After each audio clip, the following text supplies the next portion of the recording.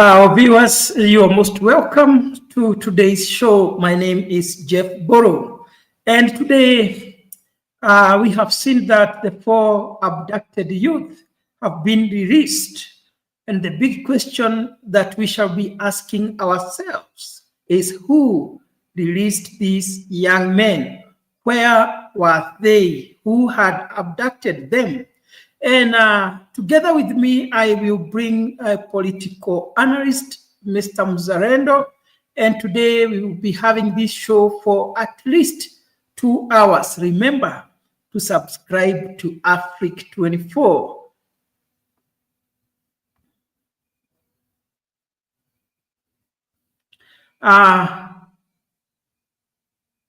Yes, let's proceed. Mr. Mzalendo, how are you, sir? Thank you, Jeffrey, and nice seeing you this morning. You know, yesterday we left the show, and we were praying that the government releases these young boys and girls who have been abducted. But we thank God that now they have been released, and we hope that the remaining 2 are also going to be united with their families. Having said that, I hope they are in good health, but we still press the government to stop extrajudicial killings and abductions. Yes. Remember, this is the country where we still don't know about the outcome of the Shakahola. We still don't know who has been who was dumping bodies in Kilifi, Shakahola. So there's so many things that have been happening in the Kenyan government, not even Ruto's regime, but previous regimes have been killing innocent people and throwing their bodies in quarries and sometimes in forest as far as Kilifi. Yes. So this is some of the things that when we come out, we discuss them passionately. We want some change in government, and we hope that the change is going to come very soon. Thank you. Yes, Mr. Mzalendo, you know, these 4 men who were released today, they were abducted 2 weeks ago. And for me, because I have been following some of them, I think they were arrested because of criticizing the government and posting pictures of the President William Ruto on X that were deemed offensive. And today they were released. And, you know, in Kenya, we have the law.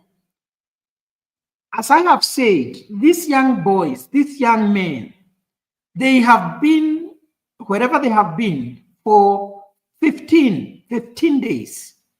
And in the law of Kenya, if police arrest you, they are supposed to arraign you in court within 24 hours. And what we should be asking ourselves, what happens when the police officers decide to violate that provision of law? Because they are supposed to take you to court within 24 hours. In Kenya, sometimes people are arrested, they are put in custody for, like, I don't know whether they were in custody, but other people are even put in jail or in custody for a week, with minors being taken to court without the permission of the court. So Mzalendo, what are you thinking? Whom do you think is the one responsible for the abductions that we are seeing in Kenya, the kidnappings, the killing of our people? What do you think about this? Because yes, they have been released, and it's good that I read the names of these young men who were released today. We have Biri Mwangi, we have Bernard Kivuri, we have Peter Moteti, and we have Loni Kipragat. And yesterday we discussed about this, and even today we had demonstrations. It seems the people who were holding these men succumbed to the pressure of the people. that we are demonstrating, and they decided we cannot stomach this anymore. Mr. Muzaredo, maybe there is something you can say, because in Kenya we have the law. Nobody is supposed to kidnap or abduct someone. Actually, the sentence for kidnapping is supposed to be 7 years in jail. And these things will happen as if nothing happened. We have seen that 2 days ago, we lost 2 young men who also had disappeared. What kind of a culture are we having as a country? Mr. Mzarendo. It's a terrible culture. I would not even. I don't know. This is what we call anarchy. There is this is a government that is operating with other forces that are definitely sponsored by the government of the day. Just as I said earlier, let me switch off my phone. It's making some noise here. Yes, Just as I said earlier, these people, they can't know when I'm in the studio. I beg your pardon, yes, guys. our viewers, we are proceeding to discuss about the abduction. We are very lucky as the nation today, because 4 of those men who were abducted were released by their abductors, and they have joined their families. And that is very important. I saw the parents celebrating because they were overwhelmed by joy of seeing their children. And those people who abduct, kidnap, and kill, I can say it's very, very pathetic. It is something that we should not even be having in our country, because that person you kill, when someone's die, he dies forever. He does not come back. But in Kenya, it is very easy, even for the law enforcers, to terminate someone's life. I read somewhere today that even in today's demonstration, there were some shootings. I don't know, I am yet to verify, but I heard that 2 people were shot, but maybe they didn't die. That is the kind of a country we live in, whereby it's very easy even for the police officers to open fire and shoot someone. It is very easy for some criminals to go and hack somebody. I think it's very, very, very unfortunate. Mr. Muzarendo, you were saying something before you were disrupted. You can proceed. Yes, I was saying that in this time and age, we should not have Kenyans going after Kenyans, and especially young people. You know, yes, you can kill Jeffrey Mburu, you can kill Mzalendo, and any other person. These are people who are not armed. We are only armed with words, you know, things that are not even poisonous. These are things that the government should take keenly and address. When we say that abduction is wrong, killing is wrong. Remember, this is the same government that was in the previous government. William Ruto was the deputy of one Uhuru Kenyatta, and he condemned the killings and the bodies being found in River. And you know, he said, and in fact, Mzarendo, and in fact, he promised that under his government, such things will never happen. There will be no abductions. There will be no extrajudicial killings. But today, even when you listen to the leaders of government, those politicians, the way they are talking is as if they know what is happening. Yeah, this is sad. You know, when do we hold our leaders accountable for what they say? Leaders should be careful on what they say in public, because they have got followers. They have got a constitution to protect. They have got also a job to protect, and that is the office they hold. This office they hold is in public trust, you know, that we have given you the power, to be the president of the Republic of Kenya. But we have not Yes. given you the power to take our lives. It is that simple. It is that simple. If this was happening in a modern society, then the president ought to have resigned immediately, because one, he claimed that he doesn't know who is killing these boys, who is abducting them. The IIG should have been the first person to resign too, because one, he answers to the president. So he ought to know that this thing is happening under your watch, and our watch, and we don't know who is doing this. So we need maybe extra equipment or something. They should have gone in the public. We have not seen the police, the head of police, the IG, coming out in a press conference and saying that we are pursuing the abductors, these people who are abducting our children. And abduction should be perceived as a very serious criminal act.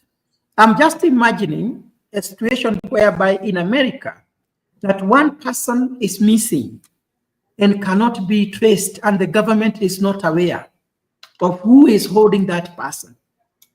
Can you imagine such a situation in America? Are you crazy? So when you compare how the government and the law enforcers handle things in America and in Kenya, it's like comparing death and sleep.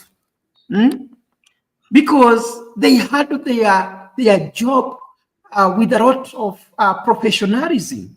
It cannot be that a Kenyan, not one, not two, so many of them have been abducted for over 2 weeks, and the government and the officials continue to give stories and excuses. And we have not even heard that the abductors have been arrested and arraigned in court. However much the president and the government officials and the police inspector can try to say that they are not involved, they should be the one telling Kenyans who is involved, who is doing these things, not just saying it is to arrest them and take them to court. So it's very unfortunate that we seem not to be serious. Sometimes I wonder, do we really have a government in Kenya that someone can be missing for 2 weeks and it's okay for leaders to continue talking and talking and talking?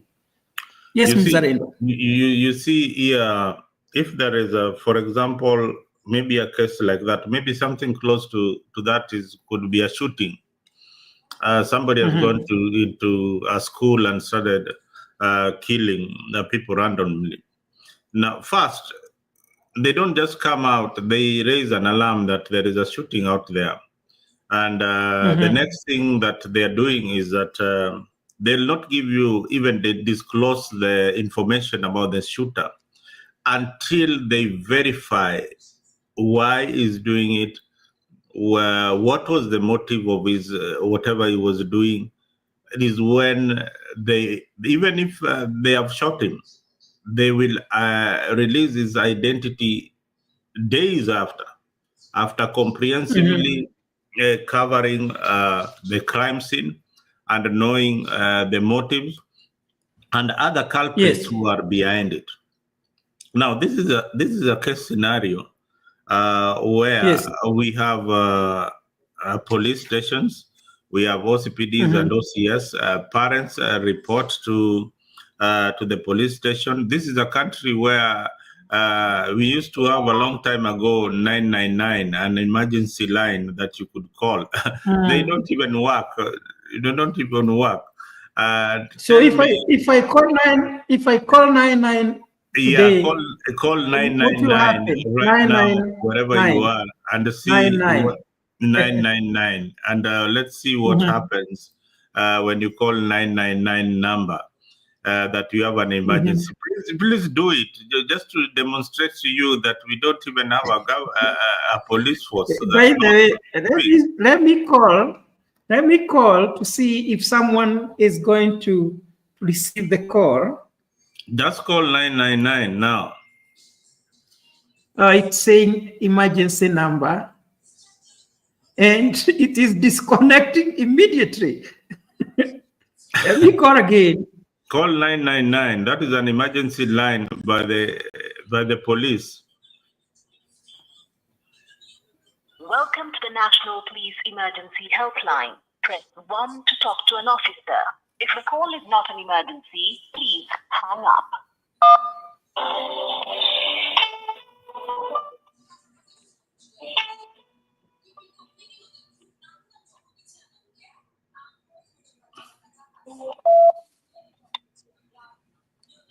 Hello, how are you?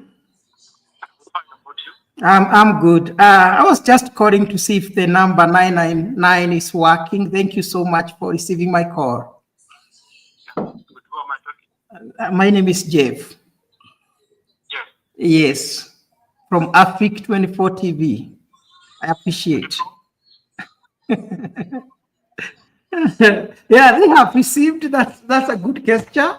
The number is working. I wanted to test to see should have gone if further it is, and ask him where can you get some help in case you have an emergency, and you get to hear what they will tell you next. I mean, that's a good gesture from the police, and it is working in your wherever you are, Mr. Jeff. So that is something that is working. So your viewers out there should know that the 999 number is working. In case you spot something, report immediately, you call the number, and the police will come to your aid like yesterday. So yes. Let me welcome Mr. Jeremiah Omondi. Mr. Jeremiah Omondi, today we have good news that 4 out of 6 men who were abducted have been released. And maybe there is, you can give us your introductory statement, and also you can give your advice to these young men, because they were, according to the rumors out there, they were abducted because of criticizing the government of William Ruto and also posting pictures of the president in X. What can you say, Mr. Omondi? Jeff, thank you. Mzalendo. Yes, sir. Good to see you. Even though Oma Bay Fraternity, we are mourning this evening. Yeah. I'm at work, but it's good to see you. Yeah, I saw it on the page, and my condolences to Macarius and Martin. Those are my good friends. Right. Yeah, and I knew the mom personally, so we are all in mourning of the loss of our mother and somebody we knew, and may God rest her soul in eternal peace. Exactly, and it's even sadder, on being that it's on the backdrop of a very good New Year celebration that Martin hosted in Oma Bay. Yeah. Now this follows up immediately after that. Very sad indeed. But that was idea.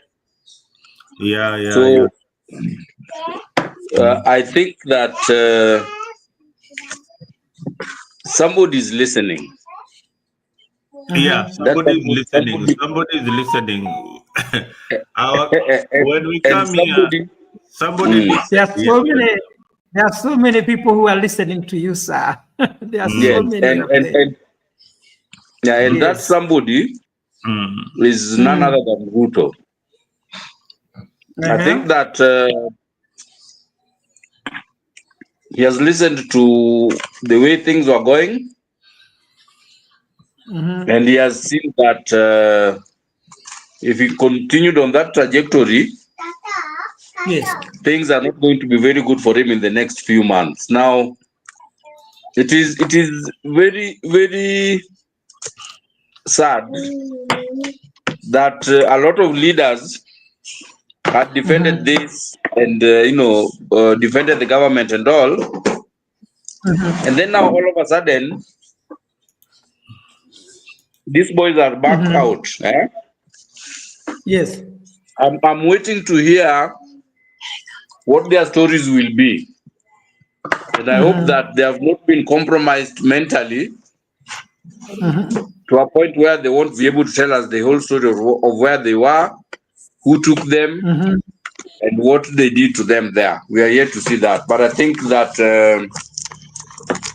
the government had what Kenyans have been complaining about over the last couple of weeks regarding these abductions, but it's just an admission of guilt by letting these people go. So I think that as they were making the decision, they were between a rock and a hard place, because if they killed these boys, it would have been hell to pay. And then releasing them like they have done confirms to people that, yeah, they actually did abduct these boys. So you see how tricky that position was for them. If they were, if the people who abducted these boys were criminals, they would not succumb to demonstrations. That now because people are demonstrating, let us release them. It means it's someone in the government is doing it. So for me, I think that I hope it doesn't continue. That's my prayer. I hope it doesn't continue. Now, what is your advice to those that were released today? What can you tell them? Get them? away from Kenya as fast as you can. Run. Run. Yes. Run. Don't look back. Then once you've gone, yes, let Kenyans know what happened. Yes, that is the best. That is the most justifiable thing they can do. Run and as far away from Kenya as you can. Then bring your story and let Kenyans know what you went through. That will give people more information, and then people will be more prepared on how to deal with this. But if they stay in Kenya and they stay silent, then they are not helping themselves and they're not helping Kenyans. Me, that's what I would do. If I were them, the moment I was set free, I would find my way out of Kenya as fast as possible. Then I go and give the story, because the struggle that made them to go in there hasn't ended. The struggle still continues. Just because they've been released does not mean that the struggle is over. So what is the benefit of running away? And you know very well, if they go there and spill the beans, it means they will have to stay away until the government of William Ruto is gone. You see, yes, you're better off sacrificing those 2 years, but continuing your struggle, than being cowardice and staying in Kenya, which eventually utagongwa na gari, accidentally Jogoo Road, utaanguka na matatu ukiwa ushago. Something will happen. These people will not let them sit free. They will not be. Utakuwa unatembea, ukiona mtu haujui nyuma yako, unaanza kukimbia. So for them, staying in Kenya is not safe for them, but it also doesn't allow them to continue the struggle. Unless they've given up the struggle, if I were them, I would not stay in Kenya. I would run away, then give the story of exactly what happened. Yes. I think that's good. Mzalendo, I think we're gonna have very good news from these young men who were released today. We should look for them, and if they don't know where to go, if they wanna run away, if they are listening to us, we can tell them where to go. Mzalendo, what do you think? There is somebody here, Mzalendo, as you give your submission, I also want you to touch on this comment. They should be pursued to ICC. There is still cases to answer. Let's push this to stop others who would think to repeat the same. Do you think what is happening, the Kenya meets the threshold of being taken to ICC? Mzalendo, go ahead. You see, whatever is happening in Kenya has been documented by Kenya National Human Rights Organization. And that is why they get the funding from the international community. The job of the ICC is to check the government, this rogue government and officers who torture, abduct, and kill their own citizens. Because ICC knows very well that the government of the day, in most governments of the day in Africa, sometimes they don't obey the law, the rule of law. So that is why that court was formed. So having said that, you've seen a senior counsel, John Aminwa, already saying that he will present a case before the ICC. Gachagua also said that they are composing a team of lawyers to present a case before the ICC. So sometimes you might be doing this because you are in government, you are in power, but you can imagine once you lose the power, because as I said, and I keep on saying, everything that goes up must always come down. So even Ruto, he can go as high as he wants to be, but one day he will not have that power. He will be a private citizen, and even the people who are following him, they cannot live forever. We have seen in countries where people committed atrocities, they are being jailed after 50 years, 40 years. We are heading in that kind of world where if you killed in a regime like in Moi's regime, and you are still walking at large, you are not free. You are not free.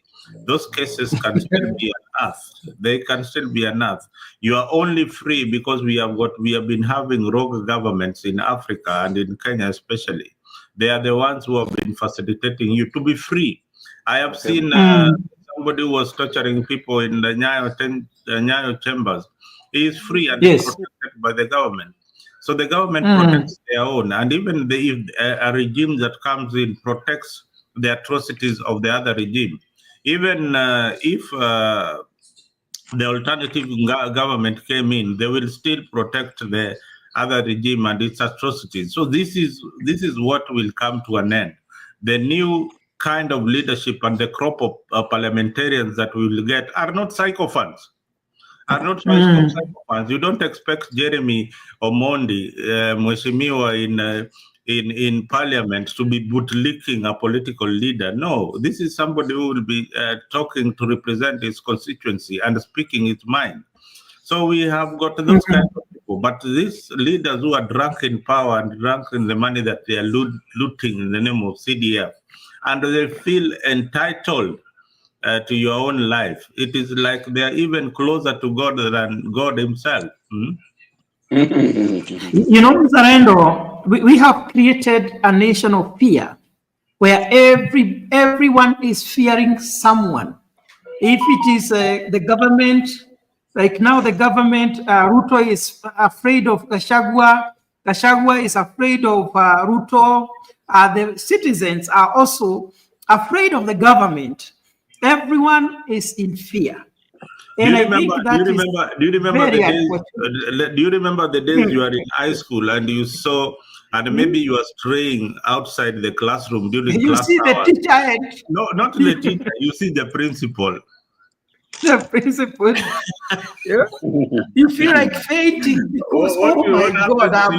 You know? Now, Ruto is the principal for Kenya. If you see him, you run for safety. When you are summoned in his office, for example, you are summoned in, I think the guy who wields a lot of power in Ruto's government is one called Farouk. So imagine you get someone from Farouk. Do you think that day you will sleep in your house? Utakuwa unalala kwa hiyo. Unaweza hata jikojolea kama wewe ni mheshimiwa. You get someone Mzalendo, I like what you have said, and it echoes something I mentioned yesterday, and I've mentioned it before. Yes. That Ruto is not a good student of history. Okay. If you remember Mzalendo very well, when the ICC investigation started, they were bringing evidence from 3-4 years back, before even the violence started. They were bringing evidence from speeches and activities of politicians way back before the actual violence occurred. Now, Ruto saw this happen, and that is how people like Sang ended up being, being accused in the ICC, and he was just a radio presenter. Now, Ruto, I said yesterday, Jeff, if you remember, that these people who are drunk with power, Kina Sudi, Kina Kamket, and all these others, that are making all this noise and saying the things that they are doing, like Mzalendo said, one day they will not be in power, and you never know. We might end up with another ICC situation. And this time around, Jeremy, before you proceed, do you remember the statement that Sudi made yesterday that he wished he was the one who was appointed the interior minister, that he just needed 3 days to silence all the critics of the government? Can you say something about that? Yeah, so that's what I'm saying. Those are evidences that would be used against this president. Now, the reason I'm saying the president is not a good student of history is that he knows how evidences that were used against him and Uhuru or ICC were acquired, how far back it went. 1. 2, he should be able to tell his people that, because he's gone through the process, he should tell his people that you need to watch your mouth, because if things get bad, all of this will be used against you one day as evidence. He should tame his people, but he seems to be unable to do that. Wow. So, I want us to take a break for a minute, then we come back.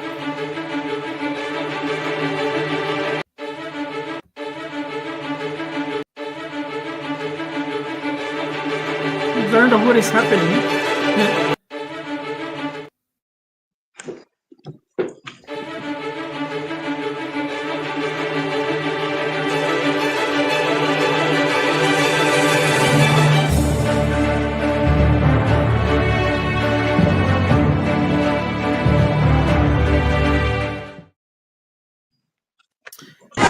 Kama wewe unaongea, wewe utasema neno, tumekuweka mark, tunakujua na tutasahau. It is very unfortunate. Mimi nilisema hata kama niko mmoja wa serikali, hata kama mimi ni mmoja wa wale walichaguliwa pamoja na serikali, sitanyamaza kama mmoja atapatikana. Wengine wakasema ati wako ndani ya serikali hawezi ongea. Sasa wewe umenyamaza wakati Mbili Mwangi amepotea. Wewe unasaidia watu ya Embu na nini? Tunaadhimisha leadership. Viongozi upimwa wakati kuna shida. Beautiful, beautiful.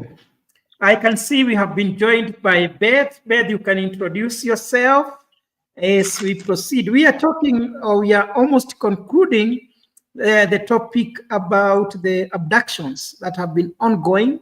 If there is something you would like to say, you can touch on it after introducing yourself. Beth. Hi, guys. Hi, how are you? I am Yes, good. we I did can. not expect to introduce myself, but I'm going to introduce myself. So I'm a Kenyan based in the US. And Yes. just like everybody else, this is very hurtful. It is very painful to see where our country is heading to. And I mean, any support that will help our young ones express Yes. their voice without being hurt. There's freedom of speech, there's freedom of everything. There's no need for parents and family members to go through what they are going through in the name of a Yes. government that is not protecting our people. Mm.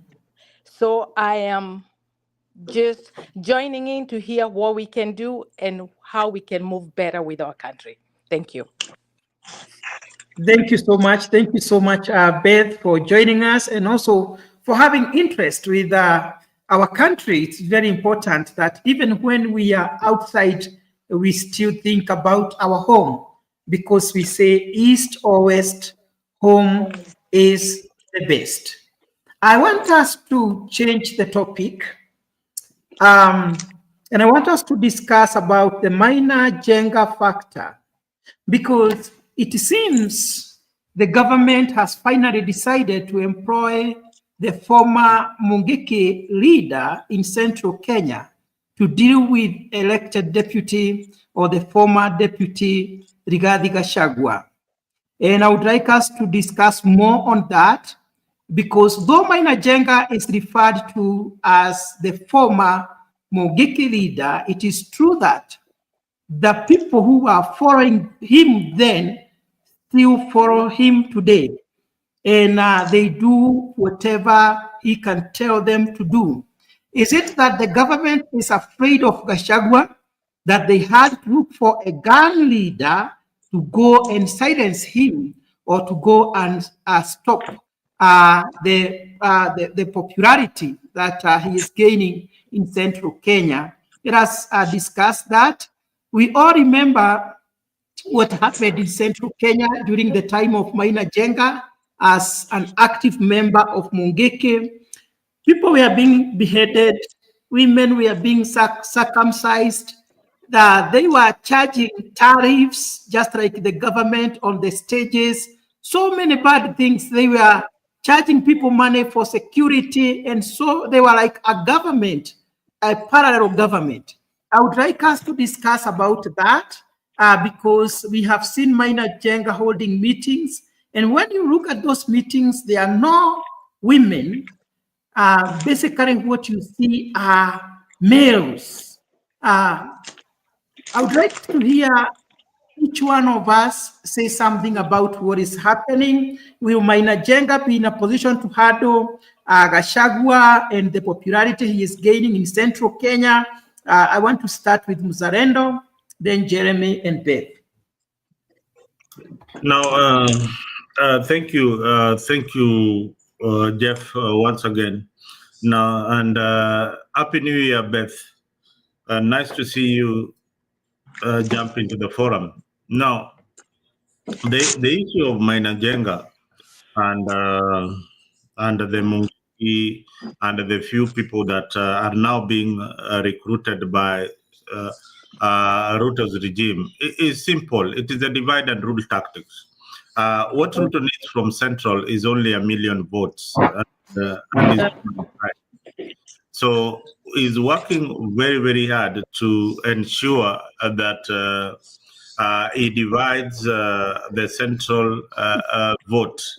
DJ who has just come in, please make sure when you're coming into the studio, your mic and camera is on.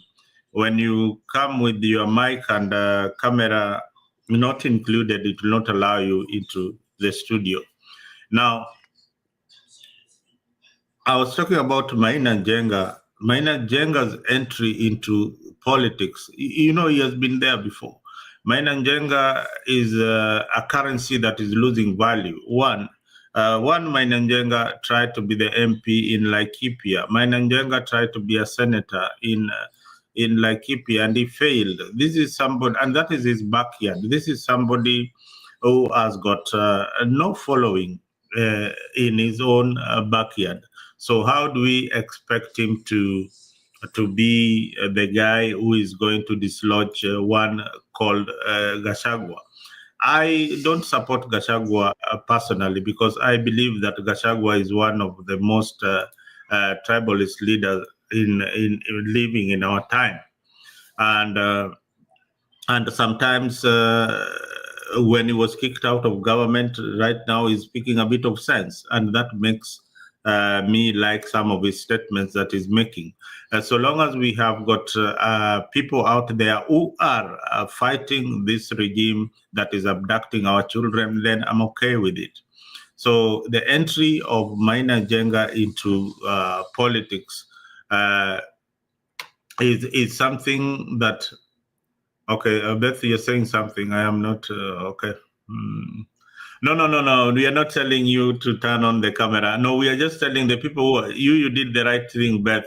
The people who want to come in, you don't have to turn your cameras on. You don't have to turn your cameras on if you don't wish to. But to get into the studio, you have to enable your camera. So that is why sometimes I've seen somebody who is jumping in and they're not able to get into the studio because, one, they didn't enable the mic and their microphone, the cameras when they were jumping into the studio. So they opt to get out. So try, like the guy I saw coming in, please try again and come into the studio. So Mburu, I hope you are listening to the background. I said Maina Njenga is a currency that has lost value.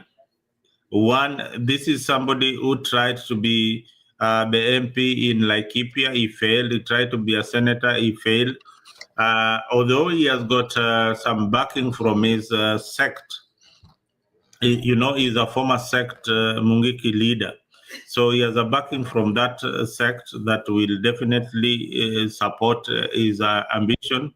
But by and large, these are people who are trying to cause atrocities in atrocities and anger in Central Province.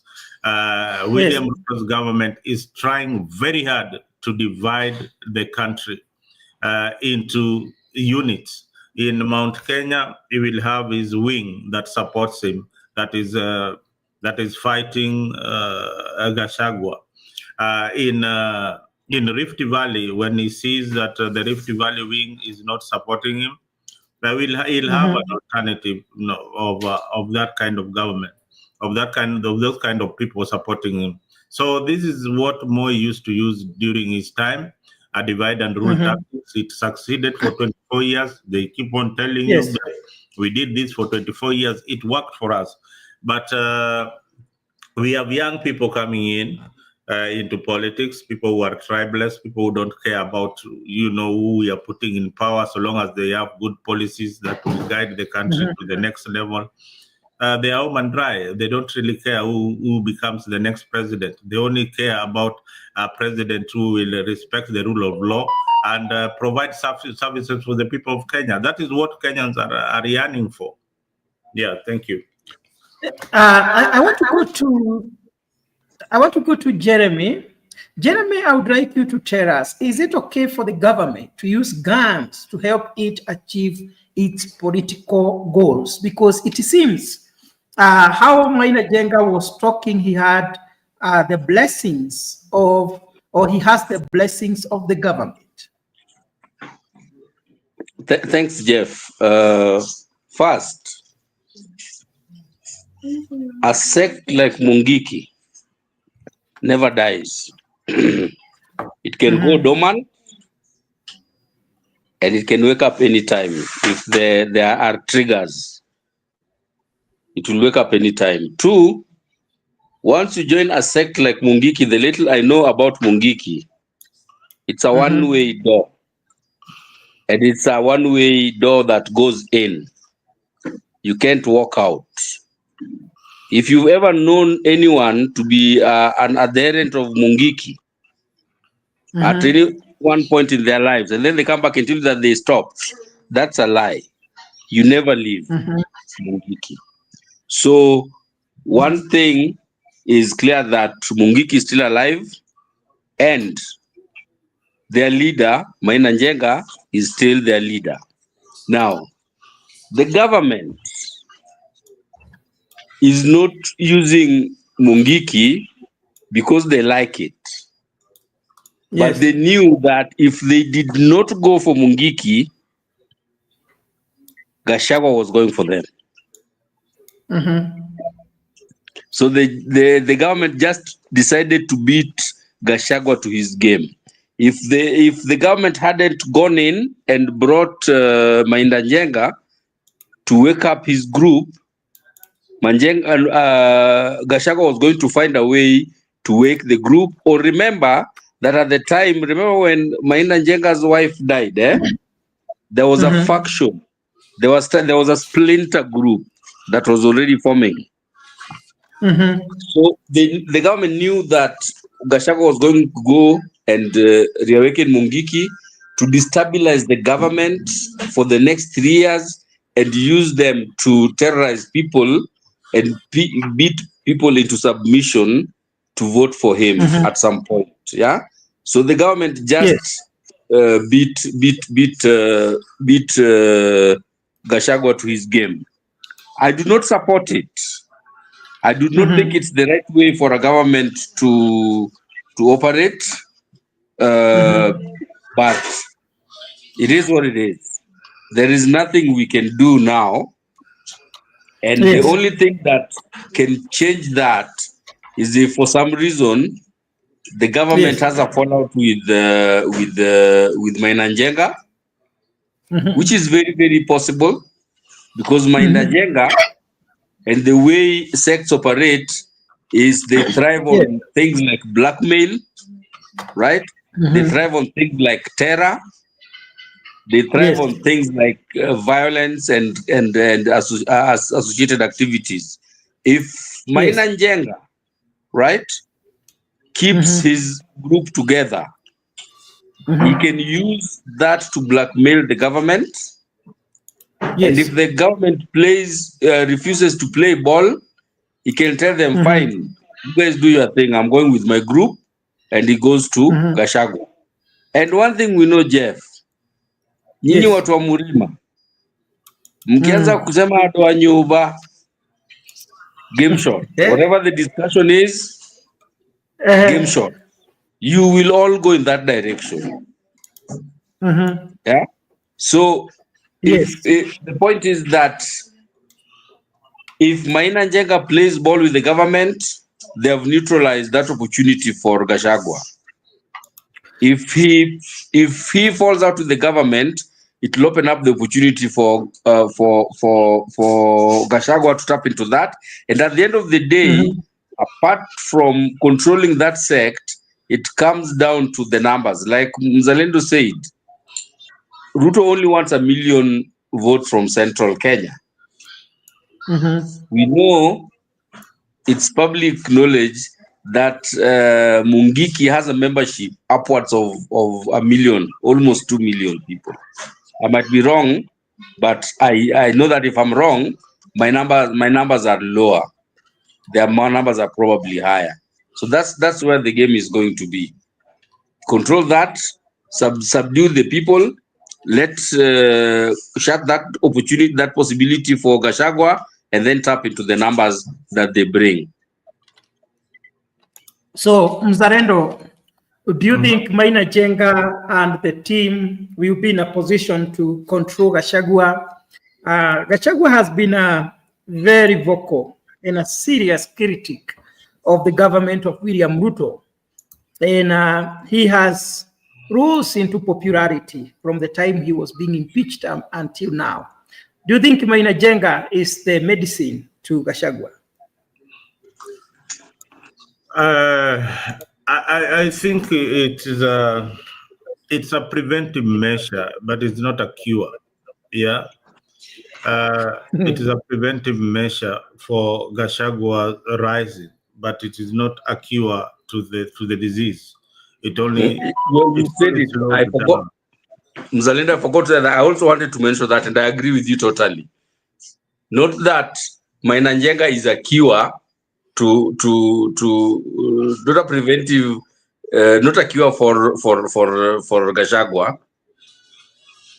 but a preventive measure. Yeah, I agree with you on that, Mzalendo. Continue. Yeah, it is only a preventive measure, and that is why it's being used, and he knows it. He knows it. Has he been paid for it? Yes, he's been paid for it. It doesn't come for free.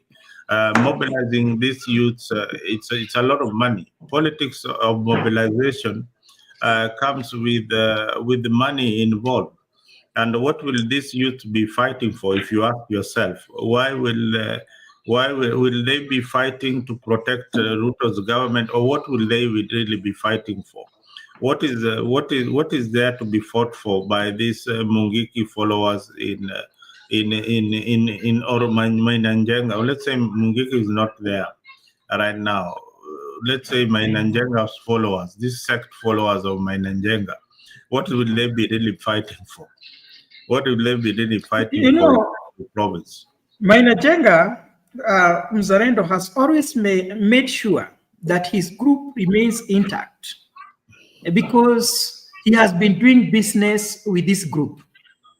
When they wanted Raila Odinga to penetrate Mount Kenya, they brought in Mainanjenga into Azimio, and he was campaigning for the Azimio. He doesn't do it for free. Right now, they don't know what to do with the Central Kenya. It has become defiant against the government. They have brought in Mainanjenga, and I know he's not doing it for free. So I think he's in a very serious business. And the most unfortunate bit is that he uses these young men, and they still remain poor. It doesn't help them. So for me, I think it is totally wrong to continue embracing Mainanjenga, even after knowing the atrocities this guy has caused to the nation. So many people have lost their lives because of Mainanjenga. Women were being circumcised in the name of Kikuyu traditions. Many people who refused to pay their tariffs were killed. It was a reign of terror.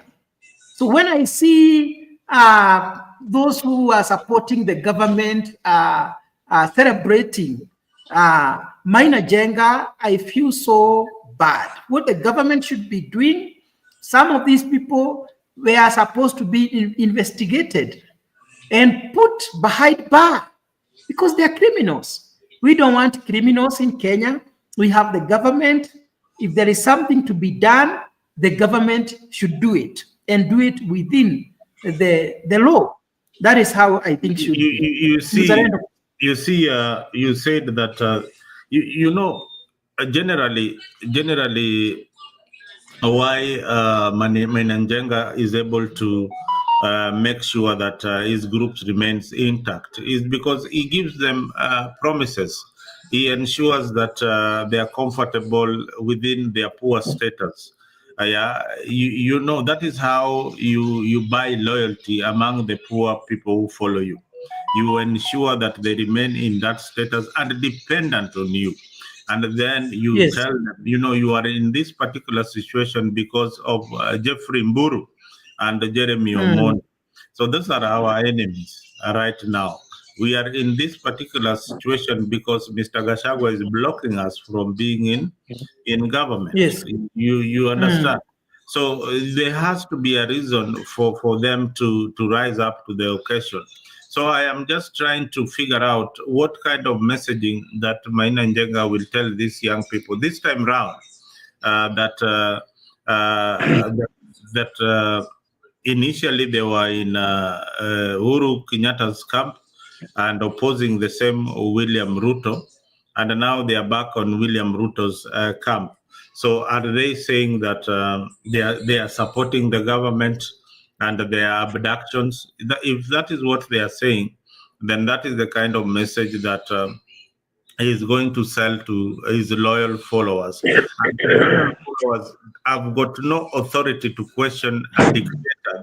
They cannot question Mainanjenga. Why are you taking us this way? Or else you will lose your head, or you find your part of your bodies in Rivayala, and your head somewhere in Kilifi, Shakahola. So this is the kind of atrocities that we are talking about. But Jeff, having said that, you need to know the threshold of ICC. So even Mainanjenga, as he organizes his sect followers, then they also need to know that there is somebody, there's a big brother out there who is looking for people like them. and they will catch up with them very, very, very soon. It might be because I was thinking, yes, I was thinking, just hold on a Mzalendo. minute. Hold on a minute, Geoffrey. Okay, proceed. These are the thresholds, the crime threshold. Prosecuting grievous crimes, the ICC prosecutes those responsible for committing the most severe violations of international laws. By holding perpetrators accountable, the ICC aims to deter future crimes, justice. The ICC ensures that the victims of those initiated crimes receive justice and reparations. International cooperation, ICC relies on to foster cooperation, promoting peace, address impunity, and the ICC contributes along peace and stability. Now, this is the threshold. Don't forget, they are there to deter dictators. They are there to protect the voiceless. These boys who have been abducted and released, let me tell you, they will go to court in ICC. They will get justice, and the government of Kenya will pay. It is simple. Yes. Yeah, if they will not get it in the local courts here, they can get an international lawyer. They will go to the ICC, push for compensation, and the government will pay. That is why I said if I were them, I would run away. That is one of the things that would come out of that. Exactly, Jeremy, like a Kombe did. Because they are not these governments, they don't care about kesho watakukata na kuwakuhu, and then they still walk if those boys continue staying in Kenya, trust me, they will not last a month. Trust me. What if they stay in Kenya and they change the way they were doing their criticism to the government? No, they can change the These are what do we call them? They are the evidence. These guys are exactly what I was about to say. These guys are evidence. These guys are evidence of the so the government is getting rid of them as getting rid of evidence. These are witnesses. But Jeff, let me tell you something. Yes, that they will live long. I can tell you no. Jeremy, you were saying something. Yes, you know, Mungiki is a criminal outfit. They thrive on chaos, terror, violence and things like that. Trust me, they care less who is the president. The only thing they care about is whatever government of the day allows them to run amok and to carry out their crimes. Now, let me give you an example.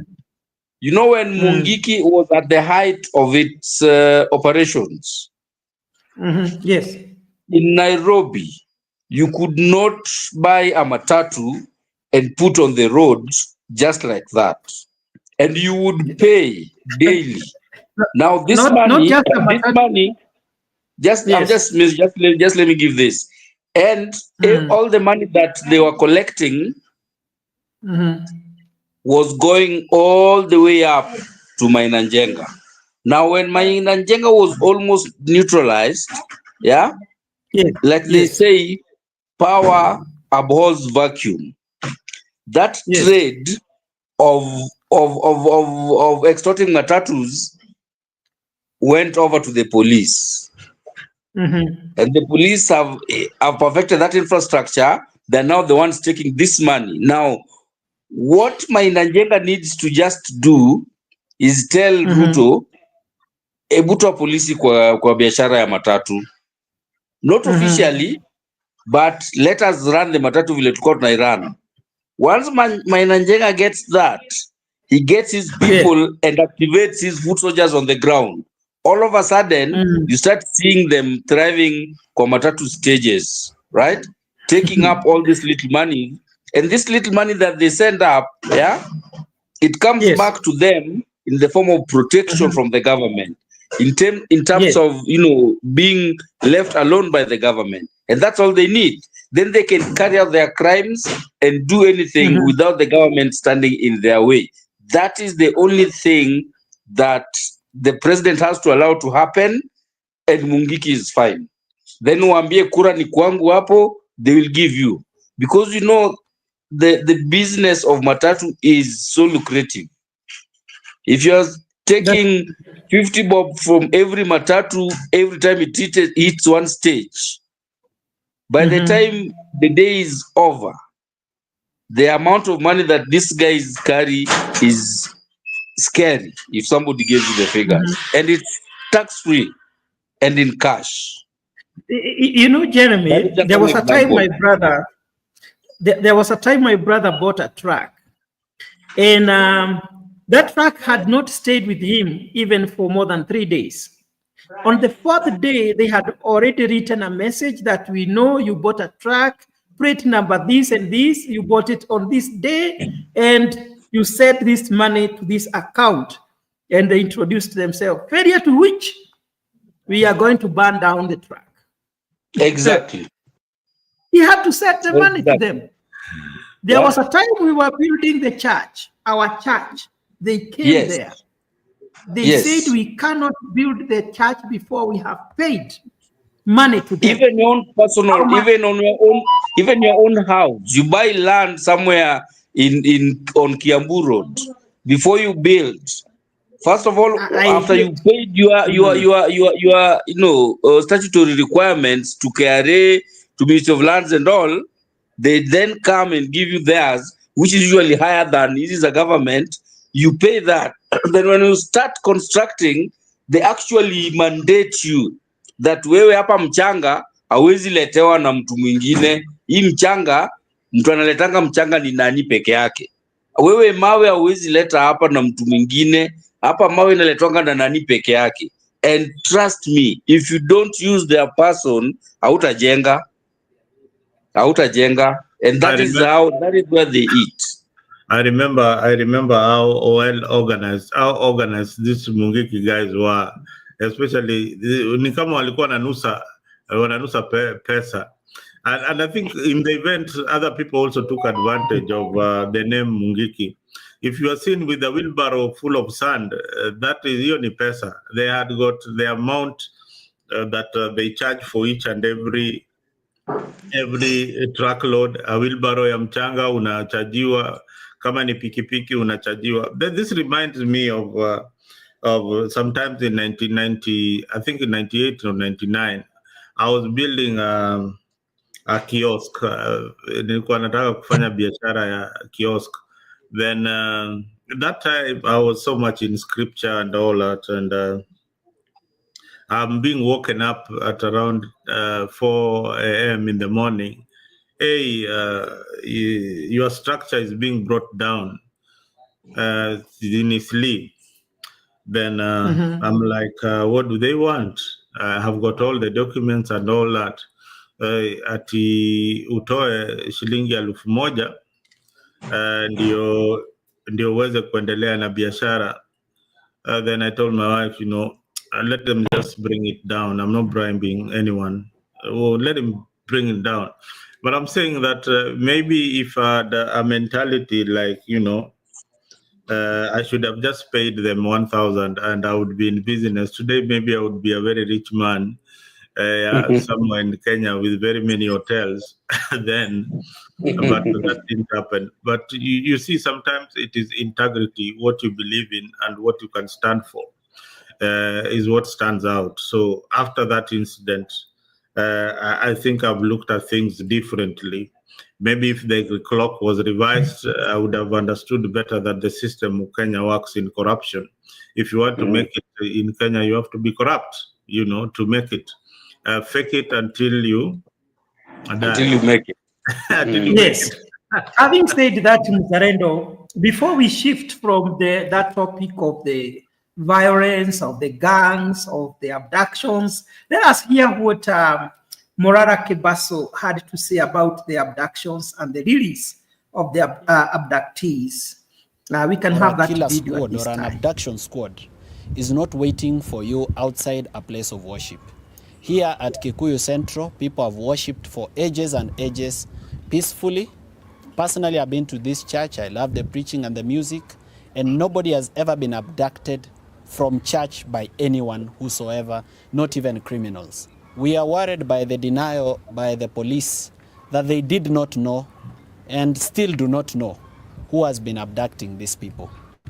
As you are aware, we pay these people with our taxes.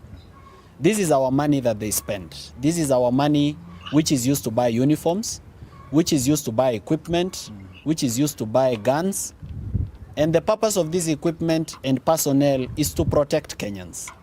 But here is a police service and a National Security Council saying that they do not know for sure who is abducting the young people.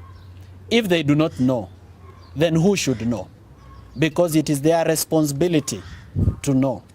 Today they are saying that those young men have been released. They have been released by who? By who? And from where? Those are the questions that we are seeking to ask. Who has released them and from where have they been released? We are not happy. We are actually very sad and we are not grateful. We are completely ungrateful that young people have been in jail for 15 days. They missed their Christmas. They missed their Happy New Year. They've come back looking traumatized merely because of criticizing government.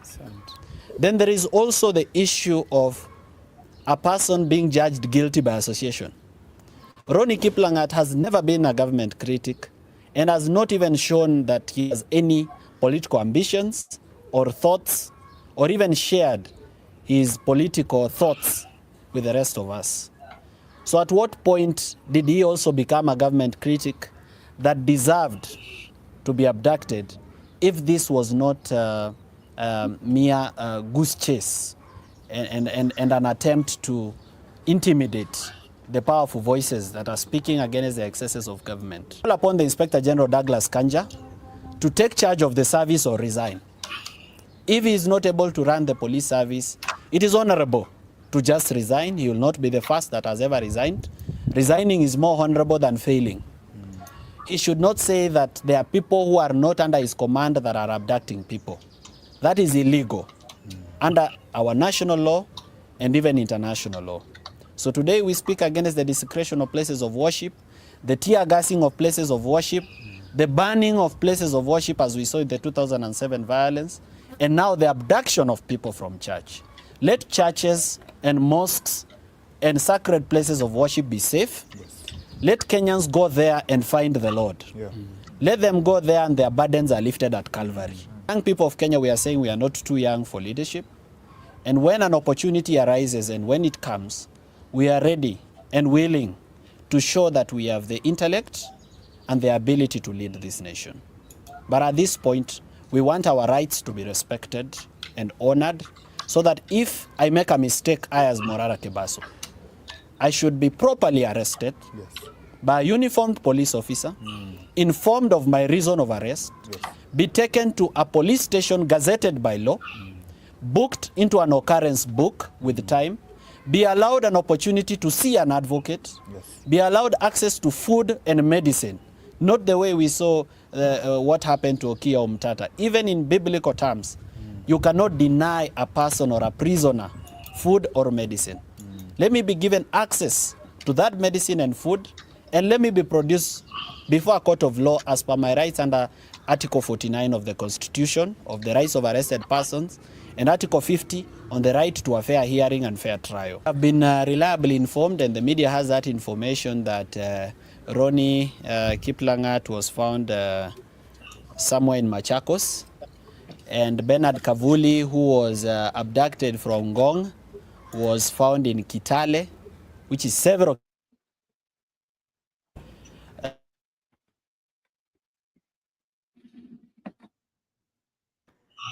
in I think it's Nairobi CBD. This is Beautiful, sad. beautiful. This is sad because That leo is ni the mimi, submission kesho ni wewe. of Morara. In Muzalendo, I have come to like the ability of this young man to articulate his issues. Could this be the savior of Kenya? What do you think, Jeremiah? Because in the big question we were asking ourselves, who will save Kenyans from the kidnappers, abductors, and killers? No, Is this our future president? Mburu, you have not introduced Mutembei. Is here. Oh, I had not noticed Mutembei is here. Let him Welcome, greet, sir. let him greet people and tell us, You can say Mutembei hi. has been a government supporter lately.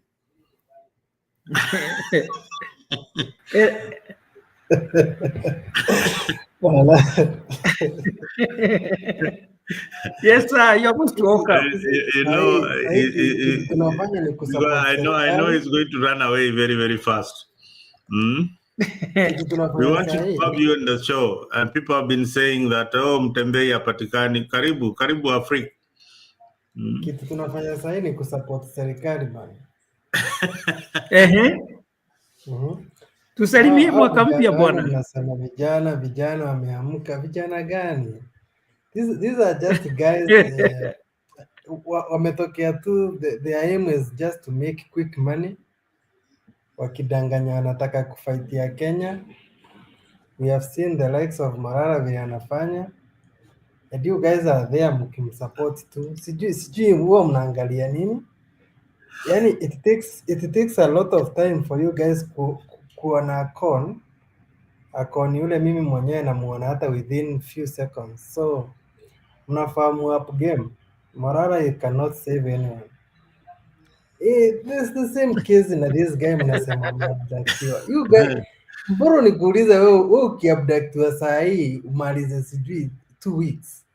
Then uende urelease sijui somewhere in a perceived forest. You just look at a place where watu wako ndio unaenda kuimba disco matanga, or you call your home, you call the people in media kuambia at least nimeachiliwa niko hapa. What do you do first? Bana wachani kubeba wa Kenya wajinga. Yeah, those are your views. Those are your views. Have you ever had weird thinking? Ushaona watu weird, people who are from another planet. Ni kama zile vitu zinaanguka kutoka kwa sky, zinakuja tu zinaanguka earth, watu wanashindwa hii ni nini ilianguka, a non object. This guy has just fallen. Beautiful. Mzalendo akafika Kenya, akaambia mtu anakuambia, ushaona watu kama hawa. Mzalendo, a minute, Mzalendo. Our viewers, thank you very much for being together with us. This is Africa 24. Please remember to subscribe to Africa 24 and Mutembei TV. If you're watching us from Mutembei TV, if you want us to see your comment, remember also to subscribe to Africa 24. We are privileged today that we have so many panelists, and we will continue to have this discussion. Please remember to put down your comment because we also want to hear what you have to say. Mzalendo, you were saying something. Proceed. So I was telling you that this is somebody, this is an alien from a different planet. We don't live in the same country. Unajua watu kama hawa, you look at them, they are so drunk in power. Unaona ametoroka. I told you he cannot stay here for a minute. Because he knows he cannot stay here for a minute, just 1 minute. Anajua hii ulevi hii ni ulevi ya ile pesa iko kwa serikali. Sasa Mzalendo hapa kuna mtu anasema ya kwamba yeye wakati alikuwa anakujua wewe mlikuwa na pesa sana. I remember your dad had buses at that time. Pesa bado iko ama ilisha bwana? Jeremiah, the floor is yours. Maybe there is something you want to say. This is somebody who really knows me. This is somebody who really knows me.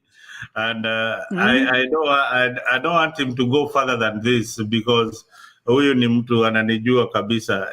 Wacha nimwambie kila kitu isha. Yeah, just like I said. And he's hiding his identity, whoever he is, eh? Yeah. He's hiding his identity. But whatever Asili TV, whatever goes up has to come down. One day I'll tell you my story. I'll tell you my story. I'll tell you a story where we used to play with Kibaki's son, and all that, but all that came down. So hizo vitu sasa I am going to have a show with you, Mzalendo. You tell us that story that you have. Jeremiah, Jeremiah Omondi, you have listened to Morara before we forget. He is Morara Kebaso. Is this the future of Kenya? What can you say about this young man? I've been listening to him. Sometimes I used just to hear about Morara. I was not following much about him. I just thought this is a very young man, and I was ignoring whatever he was saying. But I watched him on NTV when he was doing some discussions there, and I liked this guy. I have also listened to today's submission that he was making.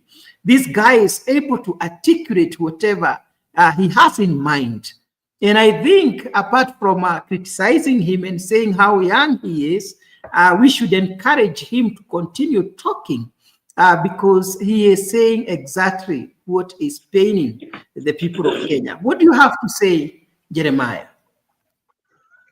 Jeff, there is something that I think very few people are aware of.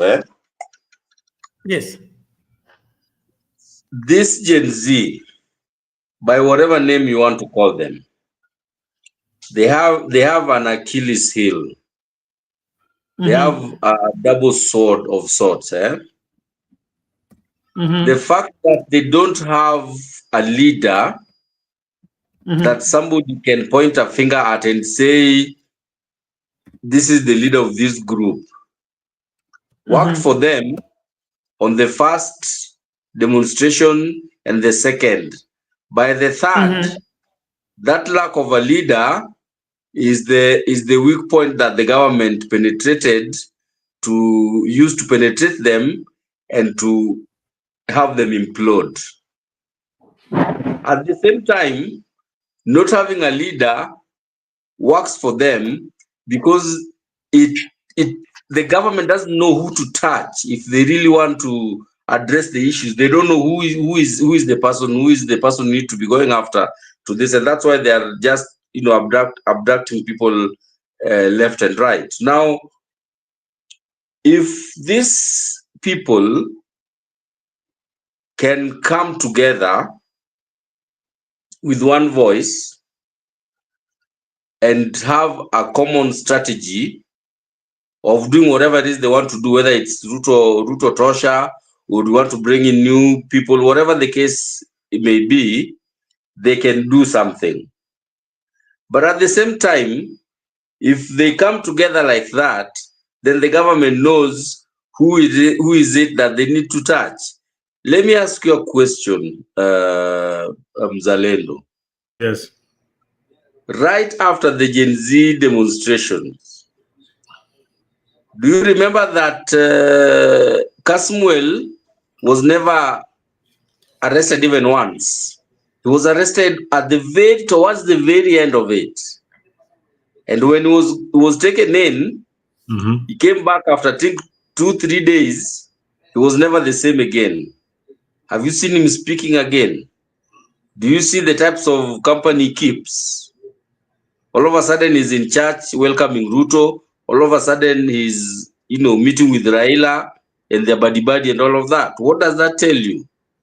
This Kebaso himself, do you remember before he was arrested? Do you know what he was doing? He was going around the country exposing real-time, practically, projects that were stolen from, projects that were conduit for corruption.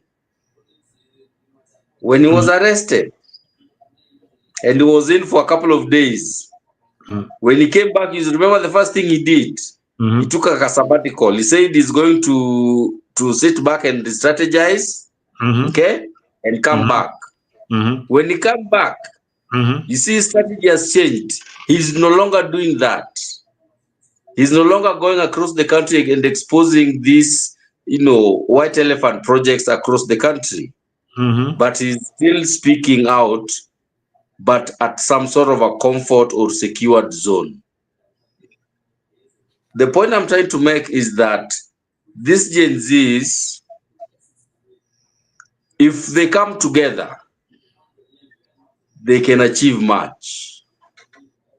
But at the same time, if they come together, they will give the government the head of the snake that the government will go for to kill the snake.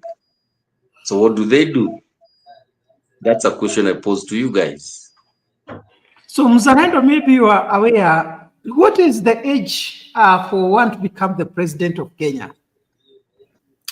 This is something that we have debated. In fact, I'm lost. I needed a lawyer to tell me, because if you look at the constitution of Kenya, it is not clear. Initially, it was 35 years that somebody ought to be, at least 35 years to be eligible to be the president of Kenya. But in the tail end, then there was an age cap that was supposed to knock Raila Odinga out. That was eliminated in parliament. So it does not have a limit of age at the end of it. But in the beginning, it was at least you have to be 35 years. Now, that one, again, is no longer, it's not clear in the constitution of Kenya, unless I'm reading a different constitution. Somebody out there can clarify what is the age limit of our president to be eligible to be president. I think it's 18. As long as you are eligible, it's not even the age. It's more all the other factors. That you are a registered voter, you are a Kenyan citizen, right? And all of those criminal background and things like that. I think that the minimum age is 18. From 18, if you can vote, you can vie for presidency. So I want to hear from the comment section. If you are there and you know the age limit for someone to become the president of Kenya, please put it down there. We want to see in the comment section. I am imagining a situation where we are having an 18-year-old boy as our president. Very possible. It is very, unless he's a military guy, but politically, I think they are very mature. So what knocks people out are all these other requirements. You have to have, a political party that has a minimum number of people. You have to have been a member of that party for X number of years. You have to have been, that party has to have at least XY number of, members from XY number of counties and XY number of, constituencies across the country. That's what makes it hard. But in terms of age limit, I think if you are eligible voter in Kenya, you are eligible to run for presidency. Just like any other. I think at this point, Jeremy, you guys, I don't know whether you have parented these teenagers. You've reached a point where you have got teenagers in your household that are your children. Have you ever reached that stage where now you are reasoning with the 18-year-olds? Not my own. Not my own, but I have. They have. Yeah. I can tell you, there's a gentleman who jumps into the studio sometimes, and he's over 20. He's a Gen Z. I wish I could get him. He will tell you what they look in leadership is totally different from what we discuss. And you are looking for good roads. When I was telling him about good roads, you know what he told me? No, Gen Zs don't need that. So long as I can fly to my village, why should I need a good road? I need jobs. Why should I need a good road? Those roads are interesting for me to venture. to come with my off-road car and all that. I need those roads to to explore the countryside. Why do you have to make them good for me? All I need is a good job. Yeah, if you have a good job, I can access good healthcare. Hizi vitu zingine mnatuambia. Yeah, we are going to have a commercial break, then we proceed with our discussion.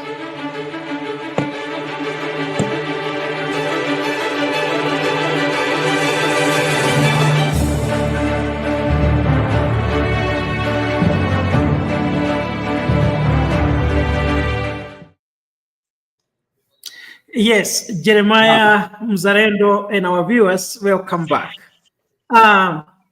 Gentlemen, I think it was yesterday I listened to our current deputy president, Kithure Kindiki, and he demanded respect from one Rigathi Gachagua. Though he didn't mention his name, there is clear indication that he was talking about him. And he said that though he doesn't have the sound, maybe he meant his small voice. You know, Kindiki talks like me with a soprano. That does not mean that he's a coward. And he wanted that if Gachagua continues the way he is going, doing what he is doing, he wants him that atapata chamtema kuni. Maybe I want us to break down and do the brainstorming and think, what is Kindiki likely to do to Gachagua? What did he try to say?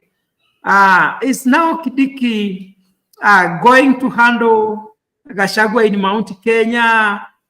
What are we expecting to see after the threat and the warning that he gave to those that have been criticizing and fighting him so hard in central Kenya? Jeremiah, proceed.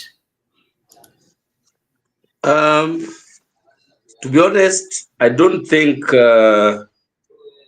legally there's anything he can do Yes. unless they said Gachagua breaks the law. Mm-hmm. What he's doing is just political posturing. Yes.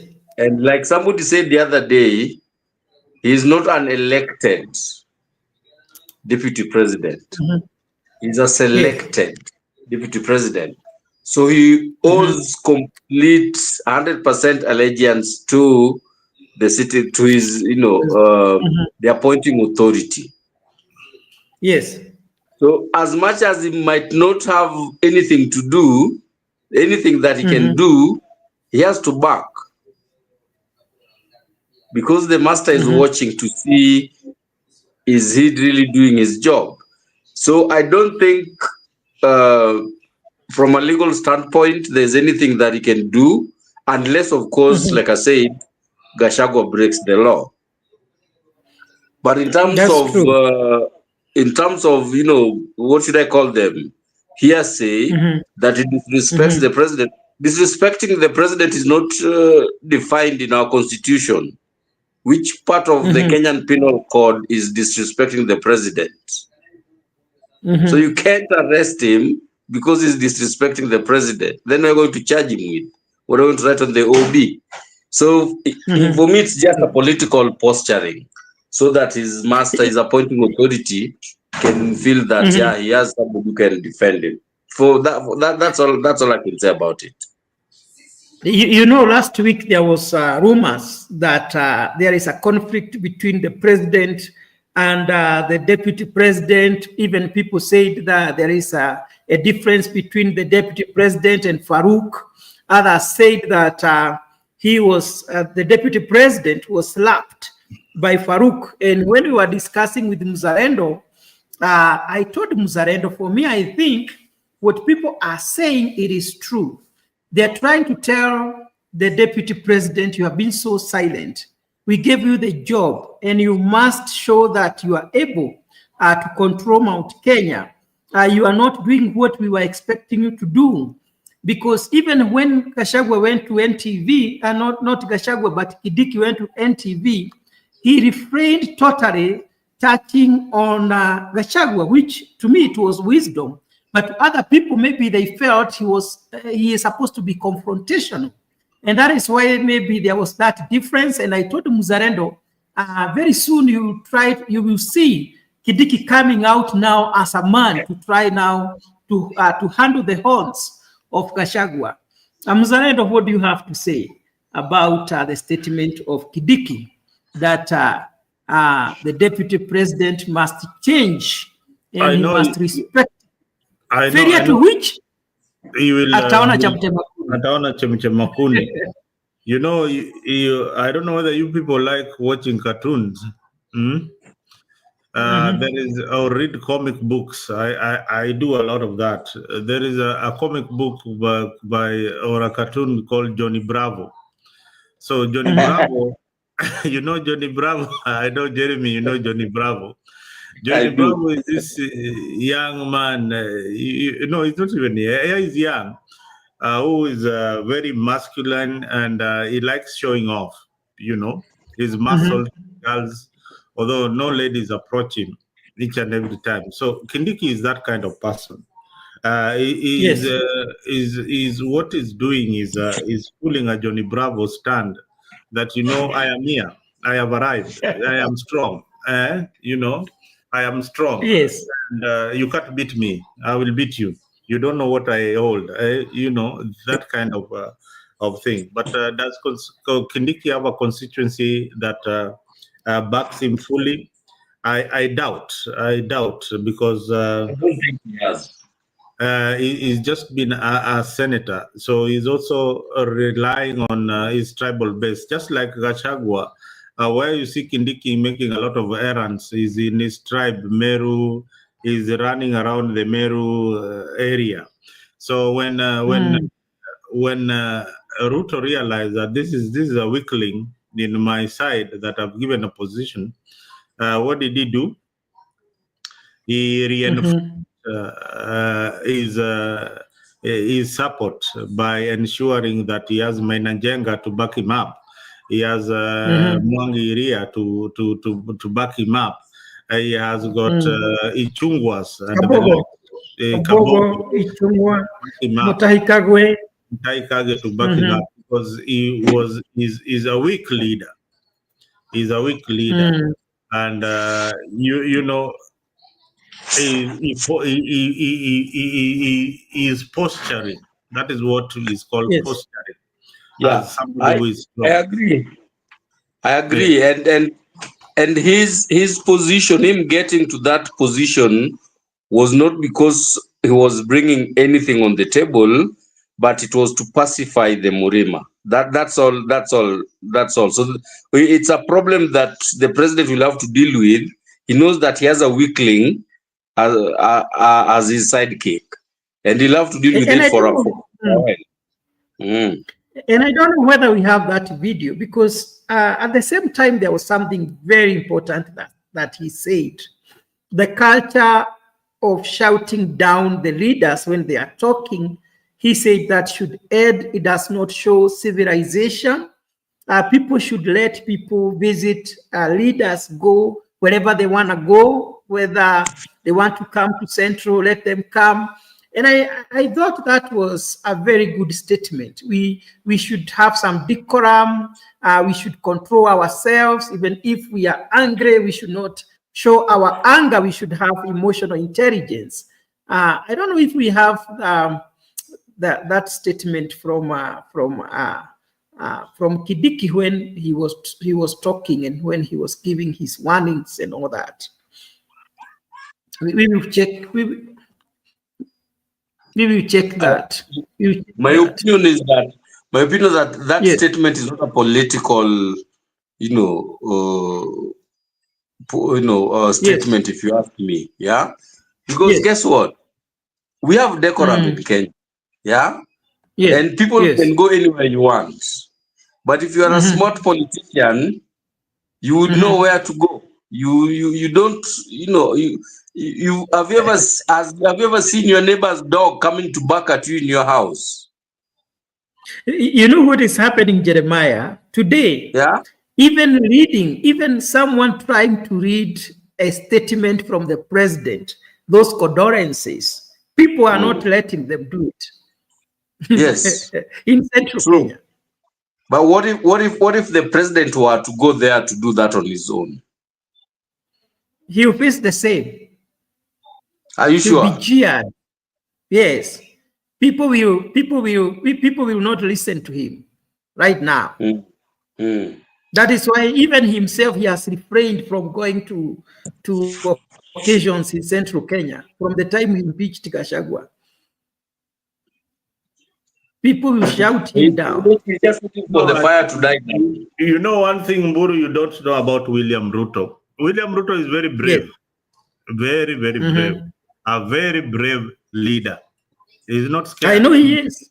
He Not will that go I am not aware. The fact that he has not gone to Central does not mean that he is not going to go. He will go to Central. He is laying down the ground. Yeah, but you know the presidential trips are not like you waking up and calling your favorite boda kujo nichukue hapa twende mahali fulani. No. President diary yake, NSS, nani, everything, kuna ile previous company lazima iende huko kwanza iangalie ground namna gani, vitu kama hizo. Wewe wacha kumtetea. Sasa unasema nini mzalendo? Unajua president hapa. That is the protocol. That is the president just wake up and go somewhere. No, I know it is the protocol. Even if you become the president tomorrow, Mburu, you just don't wake up and go anywhere. You are now the property listen, of the state. Wewe ni sikia, ukishakuwa rais, wewe ni property ya serikali. I hear you, mzalendo. Wewe, kwa nini amari inachungwa? Unajua amari? Sasa si nyamaze kidogo niongee. And then also, Jeff, let me add something on to what Mzalendo has said. You know, Yes, Jeremiah. Yes, Jeremiah. Administration matters aside, in politics, right? If Ruto really wanted to play politics with the Mount Kenya people, right? With all this noise, it would be the time now for him to go. Ndio watu wa Mlima wapige kelele, ndio kuja aseme, you see those guys. He did that has been done with Luos for some time, but tushajua tunakuwa provoked, ndio tupige kelele, ndio tuonekane we are the wrong ones. So if Ruto wanted to go to Murima now to provoke watu wa Murima wapige kelele, ndio akuje alia, oh, you see those guys, see that guy, he can do it. But he prefers to let the fire die down, and then atakuja tu eventually kama vitu zimeshatulia. So trust me, he's not afraid. You are saying that he's afraid to go to atakuwa heckled. No, if he knows that he's going to be heckled and he wants to play politics with it, ndiye ataenda so that he's heckled and he comes back and says, hey, you know, this is Mount Kenya, this is and to get some sympathy and political mileage on that. Good.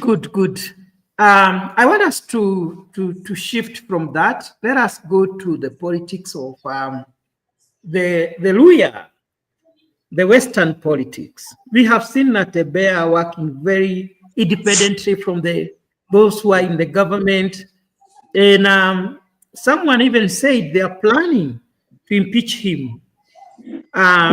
He has been talking about the unity of the Luya community. Is it possible, Mzalendo, for this community to come together, to work together, being the second largest community in Kenya, and form the government next year, or produce a president? Who knows? Mzalendo. You see why there is a lot of bitterness on Natembeya. Natembeya is trying to do what most leaders in Luya land have been unable to do. Only one person managed to do it, and that was Kijana Wamalwa. Yes. Kijana Wamalwa. So after Kijana Wamalwa, the Luya people have not had a leader to follow.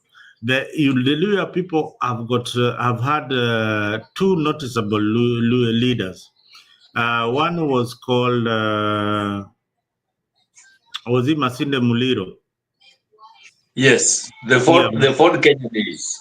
Yeah, Masinde Muliro. And Kijana Wamalwa. Kijana Wamalwa is the only Luya who has risen with popularity and become a vice president. And were it not for his death, Kijana Wamalwa was poised to be the next president after Mwai Kibaki.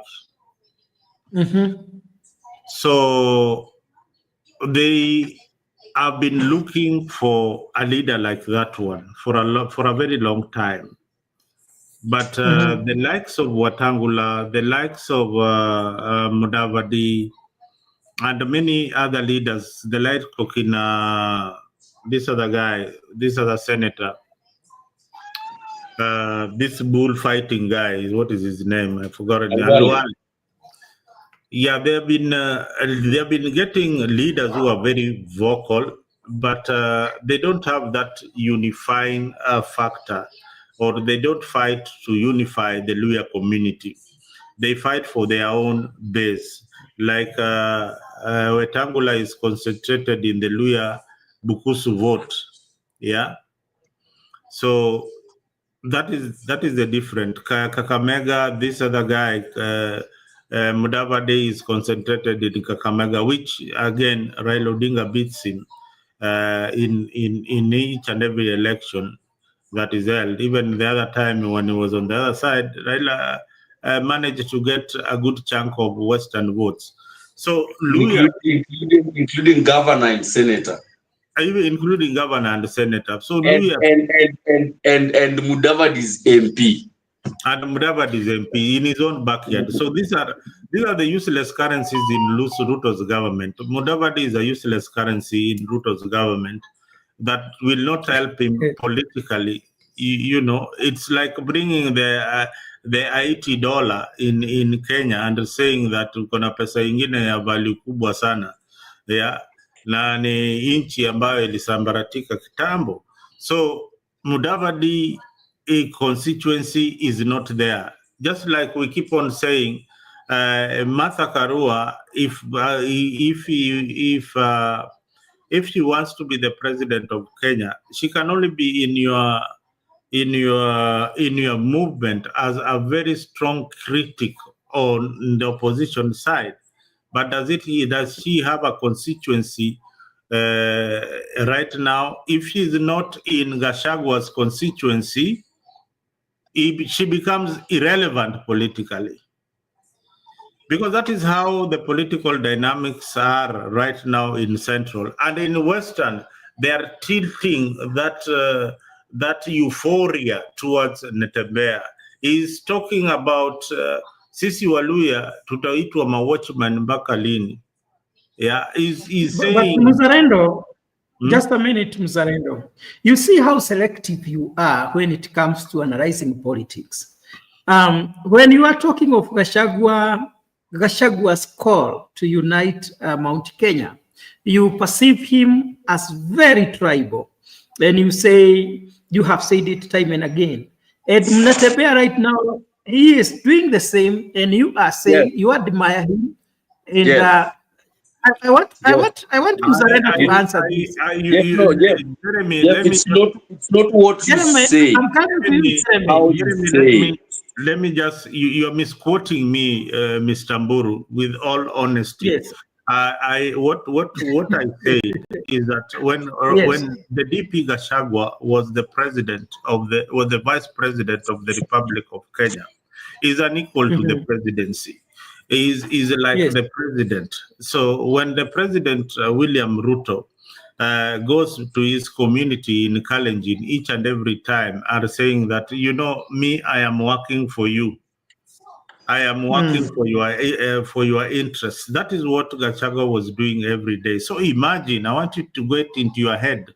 Imagine the president of the Republic of Kenya, who is Jeffrey Mburu, going back to his constituency every day and telling them, you know, hey, Mimi, you know, you brought me here as the president. I will work for you. I will work for you. Hata wengine wakisema nini, your interest comes first. That Exactly. office bears responsibility, and the responsibility is well articulated. You are voted by over 8 million Kenyans, not even 8, over 17 million Kenyans. Even those in the opposition, those who opposed you then, you now represent them once you have been sworn into office. It is not the time to politics. And that one, I agree with Ruto absolutely. Ruto might be wrong in almost everything that he's doing, but in that one, I agreed with him that Juan Gachagua was not representing the office of the vice president properly. And Right. and Jeff, the difference between Natembea's call and Gashagua's call is that Gashagua's call was, we unite, so we go and grab what is rightfully ours. Right? When did he say that? That's what he was saying. That is in essence what he meant by bringing Murima. Is Kenya belongs to us, watu wa Murima. Let's go and take Kenya. It's Kenya ni yetu. We are Kenya. Kenya is ours. You understand? That's what it sounded like. That. But no, not verbatim. That. Not verbatim. It doesn't have to say it verbatim like I'm saying it.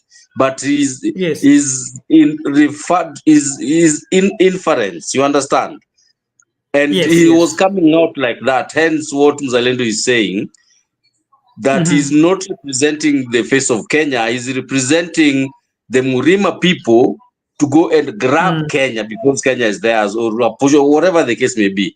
That's far from what Natembea is saying. Natembea is saying we also need to be in the leadership position of this country. But we can't because we are always divided. We need to stay together so that we can also go and get into leadership position. Those are very different. Get into leadership position. We will come back to that. I have two questions for you, Jeremiah. One is it possible for the Luya community to work together? We have seen Weta and Musalia working together, and right now they are criticizing Natembea. That means in 2027, the two will be together, Natembea will be alone. There is that possibility. And Baraza is going to be with Natembea. And then the other question I want you to tackle is the aspect of impeachment, because the government is very, very uncomfortable with Natembea and what he's doing, mobilizing people. They know that will weaken the government. And somebody said they are planning to impeach him. Do you think they are going to succeed in that? And what can you, or how can you advise the governor on that?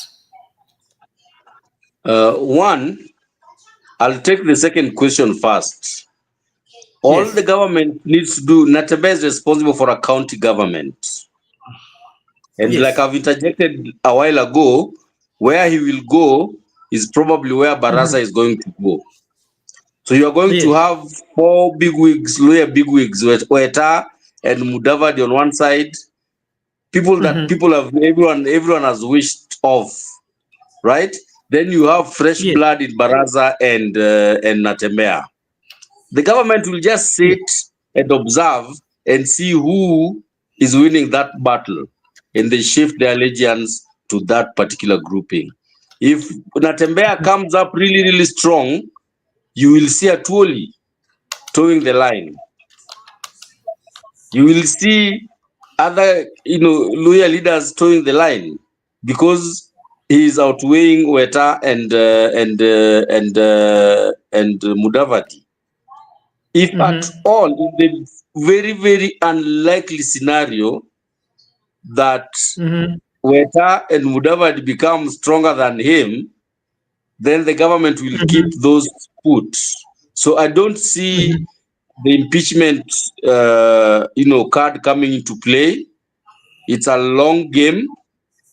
The government is best sitting back and letting them clean their house, and then whoever comes out the winner, the government absorbs them one way or another. I think if somebody was to ask me to advise, that's what I would do. I would not enter the fray in favor of one or not to favor one. I will let them fight it out on their own. Then whoever comes out the winner is the one. Then I'll go back to him and say, you know, hey boss, hey, hebu kuja sasa tuone kazi itafanywa aje. Wewe uko sawa, let's go. And they will go like that. By Mnatembea being so popular, it does not in any way make the national government uncomfortable. Not by a long shot. Do you see the possibility of Natembea working with President Ruto? Like I said, it depends if he wins the Western battle. Yes. I don't think he would want to stay out of government. Do you know? Especially knowing that if he doesn't work with Ruto, he is probably going to be in opposition with Kalonzo. Then what piece of the kill is Kalonzo giving him?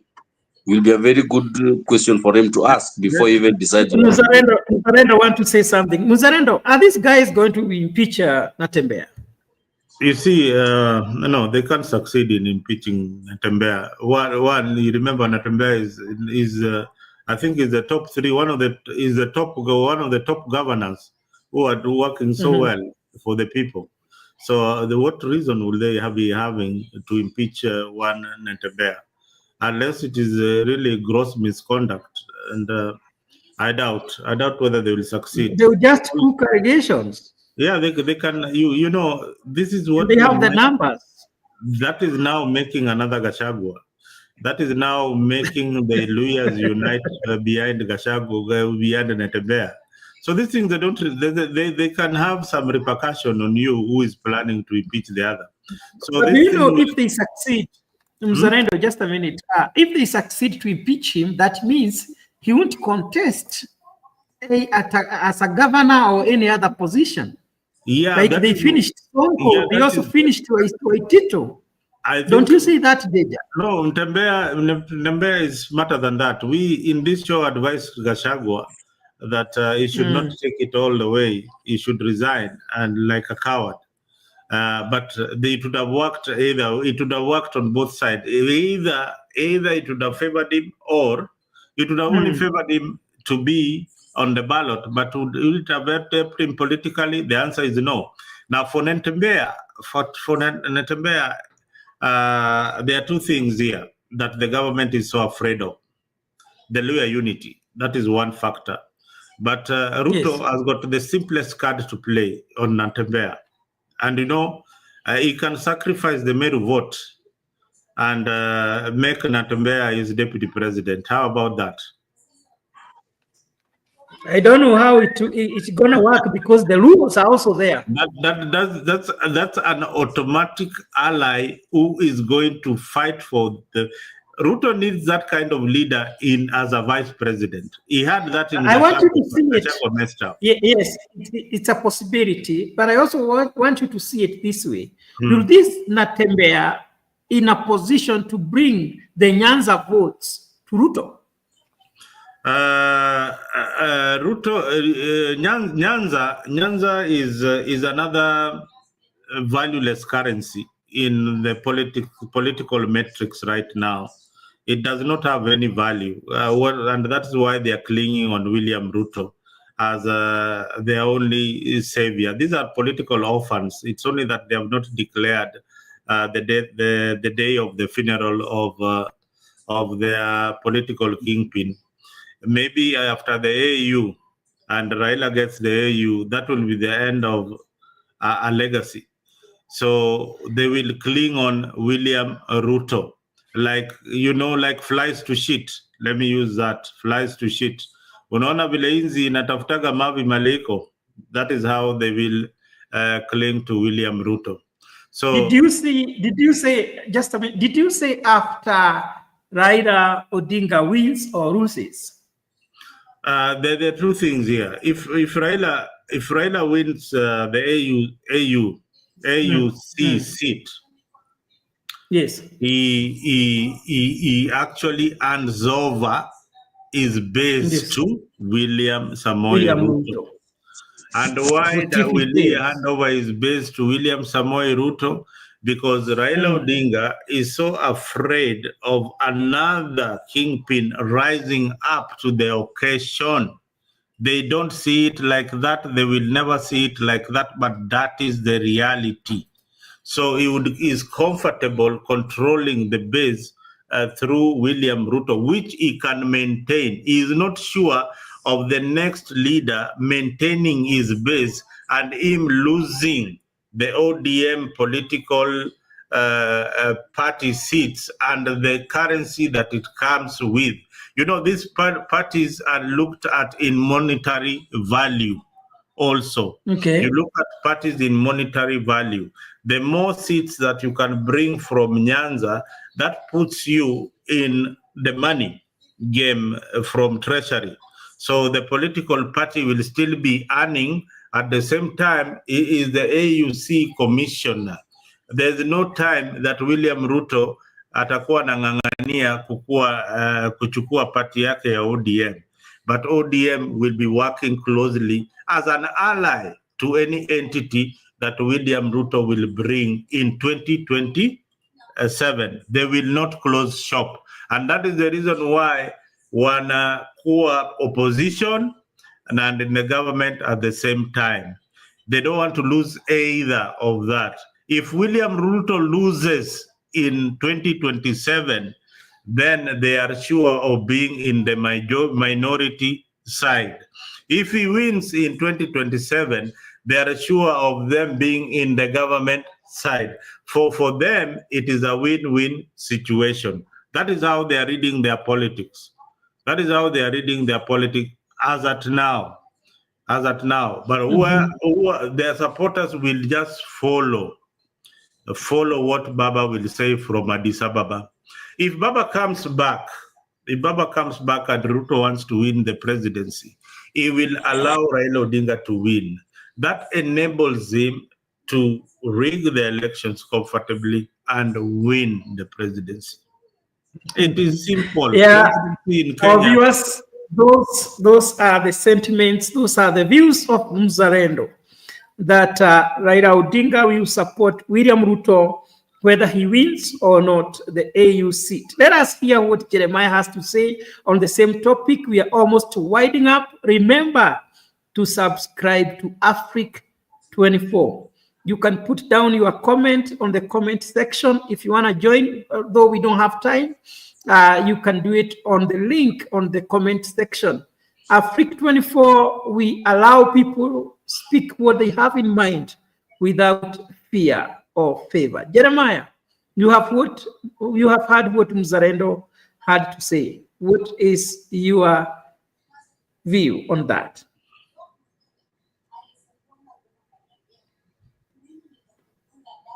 Jeremiah, are you there?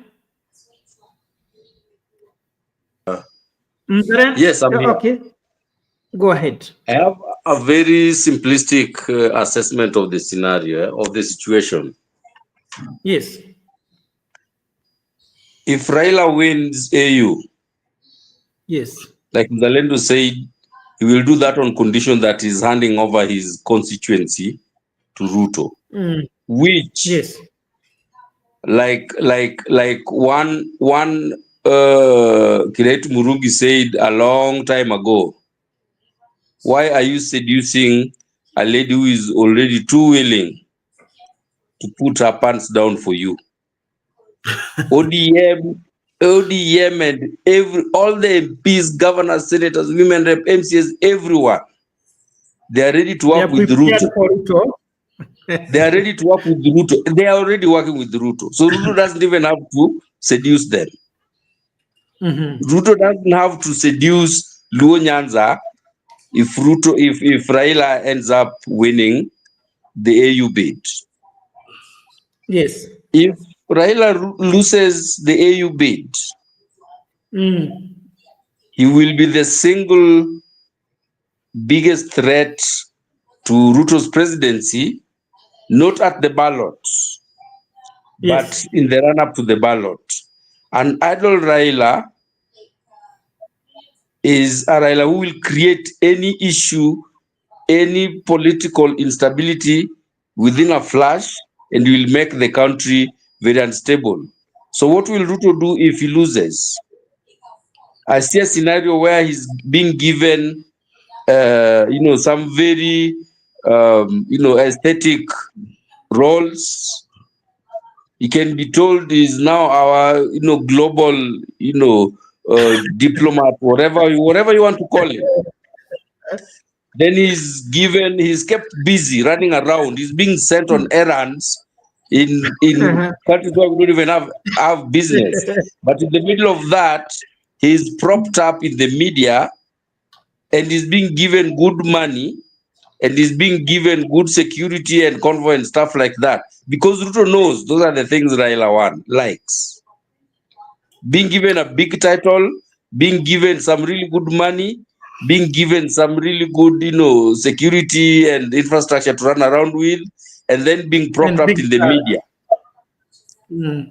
If he does that, he will run with the ODM brigade up to the elections. And if he does that, I don't see a scenario where somebody comes up and gets really good numbers to beat him at the ballot. Me, that is my assessment of the situation, whether Raila goes to the AU or if he doesn't go. That is the way I see it happening. Thank you so much for your submission. Is such beautiful submission that if he wins the AU, it will be a great blessing to one William Ruto. But if he loses, lazima William Ruto ajipage na ajue what to do because Baba will not give him a chance. He might either be in the ballot or he is likely to support somebody else or even give William Ruto a very hard time. But for me, I'm thinking there is also a possibility if you not succeed in the AU, William Ruto can pick Baba as his running mate as the deputy president of Kenya. No. What do you think about that? Tema hiyo mate bwana. Because I think there are only two choices. Either he is the deputy president or the president. Nothing less. I don't know that's no, I don't see that happening. If Ruto did that, that's a sure way for him to lose. Gentlemen, I want you to prepare your final remarks. We are going to have a break. When we come back, we give our final remarks. We have already done 2 hours. As we promised, we're going to be taking 2 hours every day.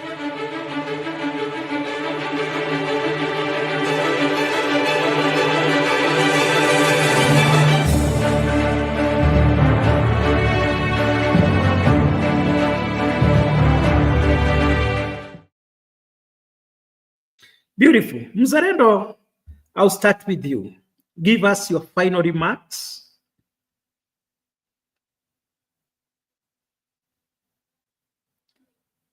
We can't hear you, Mzalendo. You're muted or something.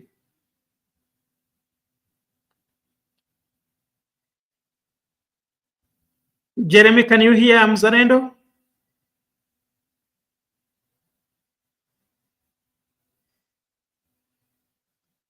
We can't hear you. You can't hear me? We can hear you now. Now yes, I can hear you. Proceed. Mm-hmm. Yeah, there was some noise on my background here. I was trying to shut the windows. Mburu, this is what I have to say about what has happened today.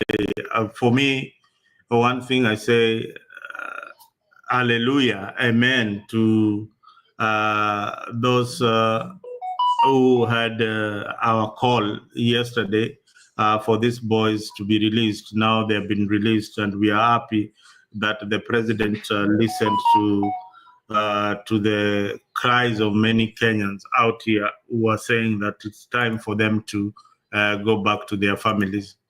So much has happened, but that is not enough. Those people who abducted these young people, they must be arrested, because we are told that it is not the government that has been abducting them. So let the let Ruto's government present those who have been abducting these kids so that they can face justice. I think that would be in order. That would help so many families heal, and also us to know who are these people amongst us who are just abducting and killing us. Yet we have an IG and we have the president of the Republic of Kenya. So for me, I'm happy that Kibet has been released and those other boys have united with their families. So that is a good thing to wake up and see the tears of joy. Although there's a lot of pain and a lot of atrocities that has happened during their captivities, it will never be the same again. These boys will not sleep normally like you and me. They have to go through a lot of counseling, a lot of therapy, so that they can just become normal once again. Will things be the same in their life again? Some of them might not even be able to give birth to children again, because nasikia wamefinywa sana sana sana. Some people are happy about it. For me, it is sad if you are happy about young people who are only having an handkerchief, a flag, and drawing cartoons on the internet to depict their emotion and anger as a way of protest. Just the same way we are talking here. It doesn't warrant you to come and put a gun on my head or to kill me. You just tell me, hey boss, bana, you tone it down, or let's meet in court. Again, we are protected by the Constitution and the law. So we yearn for a country where the law is followed by the presidency, the police, which is an independent authority, should also exercise restraints when they are handling these young people. Sometimes you are born with a brain and are cautious that is you need to weigh is what I'm about to do, is it the right thing I'm doing, and should this thing happen to my own child, will I be able to will I be comfortable with it? So there was also another call of us being told to guide our children, to parent, to guide them. Let me just tell those who are saying that the law is very, very clear. An 18-year-old is an adult. If they decide to break the law, they will be judged by the law. So you need to know that. You need to know that. Where I live, 18 years old are people who are responsible. There are people who are now looking to get married, maybe in their 21st birthday or 22nd birthday, they'll be getting married. So these are adults. So we cannot parent adults. People who are over 18 are adults. You cannot continue parenting adults. The people you can parent are the young ones. So Kiswahili nasema sa nini umkunje angali mbichi, samaki umkunje angali mbichi, ama ni ufinyange. No, ni nyingi. Moja inasema udongo uvinyange ugali bichi. Yeah, so those are things. Kiswahili yangu imepotea hapo, but hiyo ndio mahali tuko katika nchi yetu. But I thank you once again, Mburu, for allowing us to have this session. I think we have been having a very interactive, informative with Jeremy here. Thank you. Thank you very, very much. Asanteni sana. Thank you very much, Mzalendo, also for being consistent and always being there for Africa 24. Jeremiah, we want to hear your final remarks and make it brief. Thanks, Jeff and Mzalendo. My remarks is, I think Kenya is heading in the wrong direction and very fast, so to say. We need to find a way to have a government that works for the people and not works against the people. especially not against the young people.